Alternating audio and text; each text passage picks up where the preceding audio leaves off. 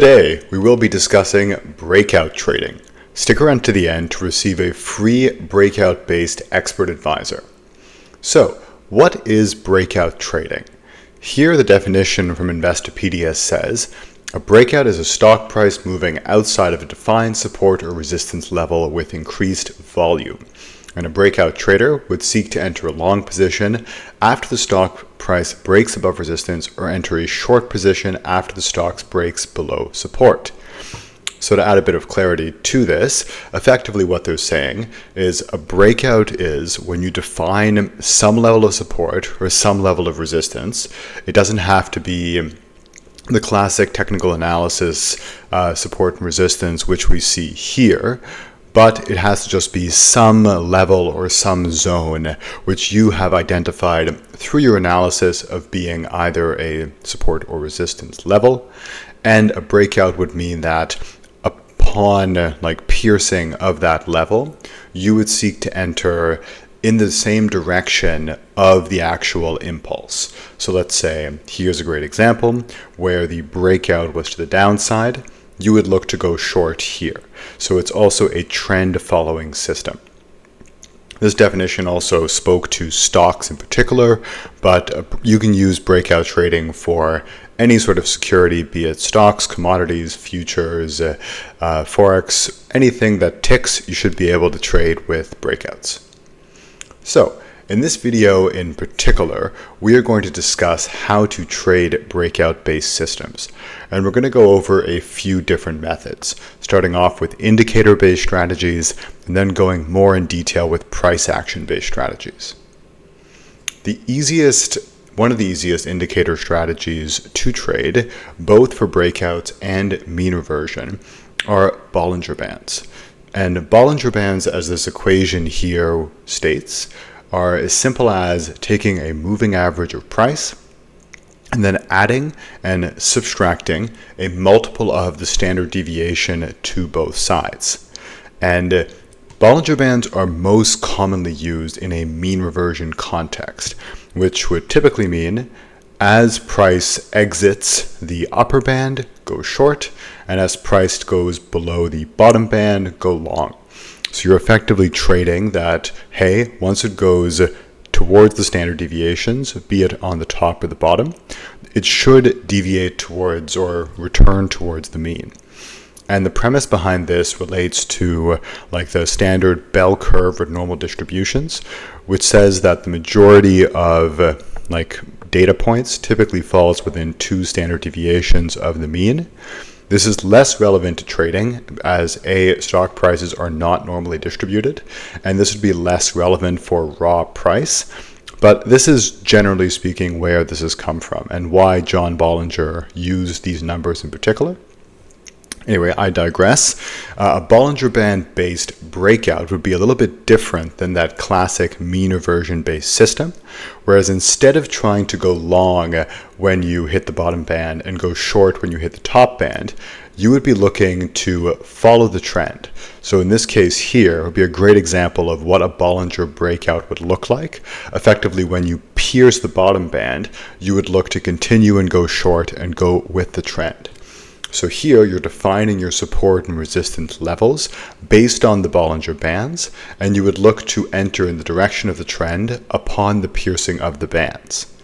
And there is a little bit of tweaking which needs to be done to do this successfully. I find as the standard values of 2 standard deviations were typically invented for a mean reversion, you may have to expand the bands, use a longer look back period for this to be valid in a breakout based context, because you don't want to have too many false signals. However, Bollinger Bands can indeed be used in a breakout setting or breakout system, and the fact that this is one of the most widely available indicators makes this a very accessible strategy. We can take the same chart here, this is gold by the way, and look at another type of indicator-based breakout, which would be the EMA breakout. EMA is the exponential moving average, which is, as you can see in this equation here, just a moving average of price, however, with a smoothing factor which adapts a little bit faster. So it weights the more early value or the more recent values more heavily, and this causes a faster to adapt moving average relative to an SMA or a standard moving average or a simple moving average. But regardless, any moving average, be it Riemann moving average, exponential moving average, simple moving average, I think there's a few, like there's a Kaufman moving average too. There's different ways to define what one is, but the actual breakout trading would be relatively similar. Effectively, as you cross below or above moving average, you would look to enter a trade in the direction of a trend. So here, this is with a 200 period EMA. As you were to go below the moving average, what an EMA-based breakout would tell you to do would be to enter here and to ride the wave downwards. These can be a little bit challenging.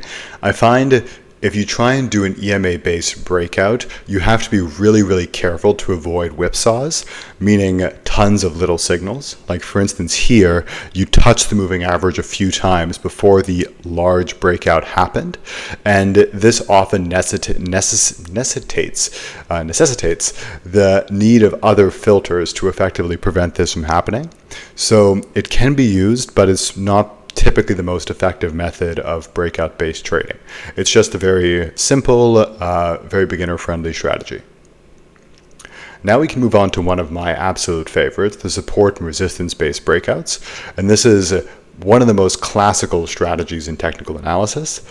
As we all know, support and resistance can be defined as essentially zones from which price has previously gone to and rejected off of. And resistance would typically be up here, which would be a level where price was not able to go above, whereas support was a level where price went down to and bounced off. And support and resistance, I find the easiest way to conceptualize it is to think in terms of supply and demand. And quite often, instead of drawing a simple line, traders will put a zone indicating supply and demand at levels which price has previously reacted. But how the trading of this method would work, you could use it either as like an actual line, or you could do it more of a zone-based strategy. But as price re-enters that zone, and you can wait for confirmation or for a particular candlestick pattern, but you would wait for it to enter that zone and you would take a trade in the direction of a trend.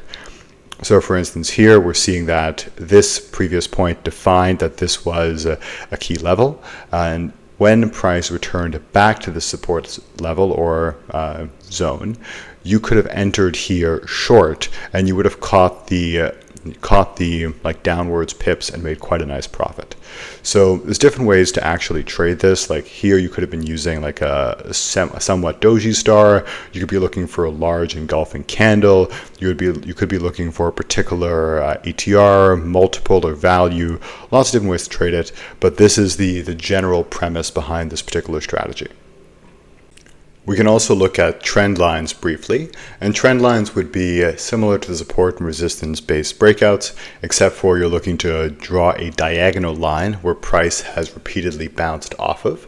The premise behind trend lines is that it represents the supply and demand equilibrium curve between buyers and sellers.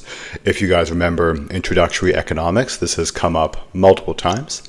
And effectively, as price were to reach that supply and demand balance level, you would typically see some sort of reaction.